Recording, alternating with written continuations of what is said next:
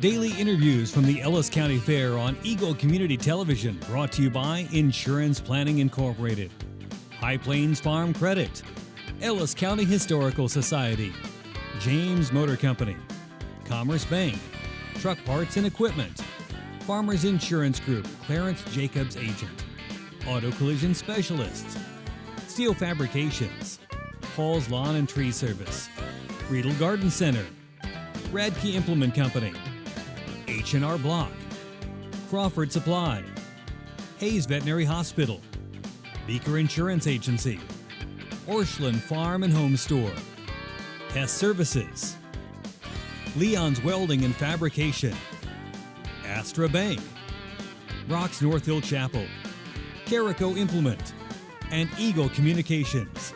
It's the daily updates from the Ellis County Fair.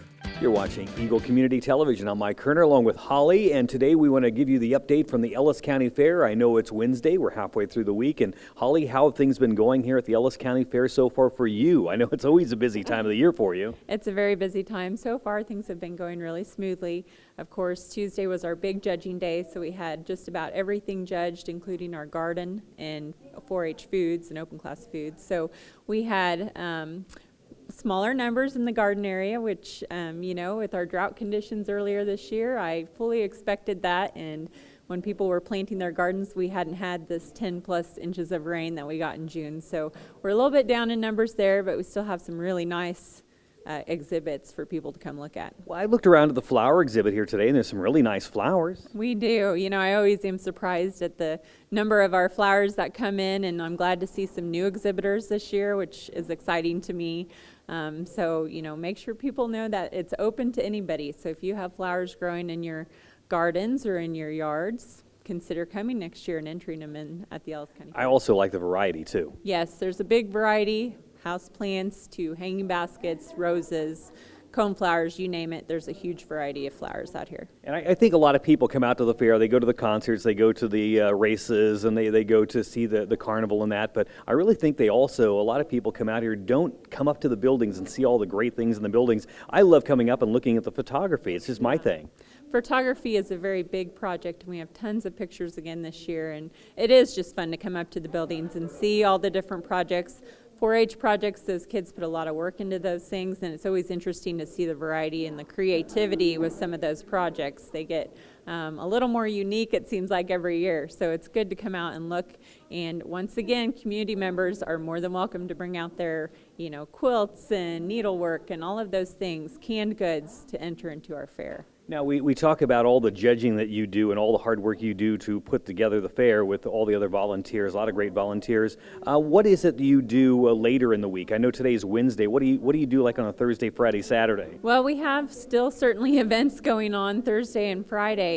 Thursday, for example, Susan and Linda, our two other agents in our office, they're having a food challenge for kids.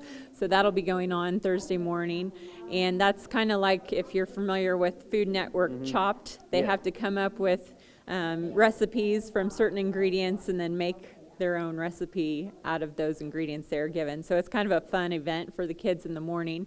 And then in the afternoons, of course, there are plenty of 4-H events, beef shows, all of those things go on Thursday afternoon. And then Friday is our big 4-H barbecue and our sale. So lots of things going on throughout the entire week. Yeah, and that big barbecue is always a big event. We want to talk about all the other events that are out here. We do talk about the 4-Hers, and they do such a great job, and they do such hard work. The volunteers do a great job. But if you're coming out to the fair, there's other things too. Of course, tonight, last night of rodeo action. Tomorrow night, truck and tractor pull. Friday, nitty-gritty dirt band. And then Saturday, the demo derby. So come on out here. Of course, the carnival is out here too. A lot of great things to see and do at this year's Ellis County Fair. I want to thank Holly for being with me today. I'm Mike Kerner, and this is Eagle Community Television.